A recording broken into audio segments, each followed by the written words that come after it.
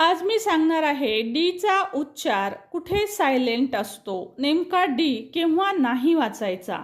तर पहा स्टुडंट, जर डीच्या नंतर जी, एन, एस किंवा डब्ल्यू यापैकी एखादं लेटर जर असेल तर डी सायलेंट असतो, म्हणजेच डीचा उच्चार होत नाही. इथे बघा, डीच्या नंतर जी आहे त्यामुळे उच्चार करायचा आहे ब्रिज.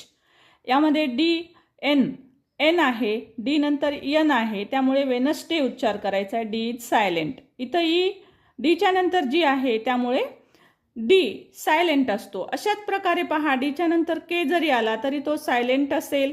अशाच प्रकारे काही मी इथे डीच्या नंतर जीचे एक्झाम्पल दाखवलेले आहेत. एक्झाम्पल नीट पहा. या प्रकारे प्रत्येक गोष्टीचा अभ्यास, कुठे कोणतं लेटर सायलेंट असतं, कुठे कोणत्या शब्दाचा कोणता उच्चार करायचा, हे सर्व आम्ही इंग्रजी वाचन या सिरीजमध्ये शिकवतो.